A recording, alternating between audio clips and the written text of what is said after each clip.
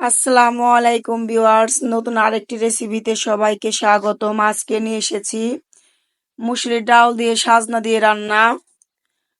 এখানে আমি 1 কাপ ডাল নিয়েছি। ডাল 2 ঘন্টা ভিজিয়ে রেখেছিলাম, ভালোভাবে ধুয়ে পরিষ্কার করে নিয়েছি।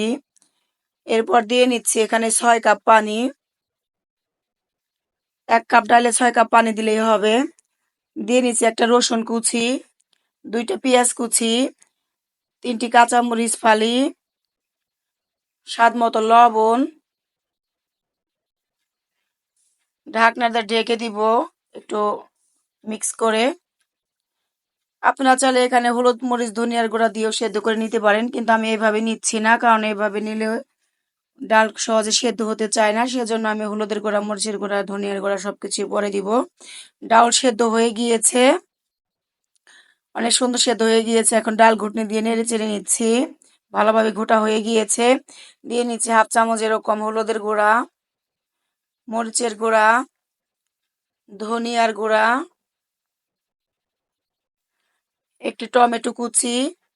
টমেটো অপশনাল, চাইলে দিতেও পারেন নাও দিতে পারেন, তাতেও সমস্যা নেই। আর দিয়ে নিচ্ছি সাজনা। এখানে 100 গ্রামের বেশি সাজনা আছে, কারণ আমাদের বাসায় কেউ খায় না, আমি একাই খাই, সেজন্য আমি একার জন্য রান্না করছি। আপনাদের পরিবারের সদস্য বেশি হলে বাড়িয়ে নিতে পারবেন, সমস্যা নেই। যারা এখন আমার চ্যানেলটি সাবস্ক্রাইব করেননি অবশ্যই সাবস্ক্রাইব করে দিবেন। যারা পেজ থেকে দেখেছেন অবশ্যই পেজটাকে ভিজিট করে দিবেন। ভিডিওটি ভালো লাগলে সবাইকে দেখার সুযোগ করে দিবেন। ধন্যবাদ সবাইকে। আদা দিতে ভুলে গিয়েছিলাম, আদাও দিয়ে নিলাম 1/2 টেবিল চামচ। ঢাকনাতে ঢেকে কিছুক্ষণ রান্না করে নিয়েছি। সাজনা সেদ্ধ হয়ে আসলেই বাগার দিয়ে নেবেন। সাজনা সেদ্ধ হয়ে গিয়েছে, আমি ডাল নামিয়ে নিয়েছি। এখন পরিমাণ মতো তেল দিয়ে নিচ্ছি। দিয়ে নিচ্ছি আস্ত 2টা শুকনা মরিচ, একটি তেজপাতা, পাঁচফোড়ন। পাঁচফোড়ন ফ্লেভার আপনারা পছন্দ না করলে এখানে আস্ত জিরা দিয়ে সব বাগার দিতে পারবেন। আর দিয়ে নিচ্ছি পেঁয়াজ রসুন কুচি করে কেটে নিয়েছি। বাদামি কালার হয়ে আসলে বাগার দিয়ে নিব। আমি সীমা, মানিকগঞ্জের রাঁধুনি, সীমাস কিচেন অ্যান্ড ব্লগ।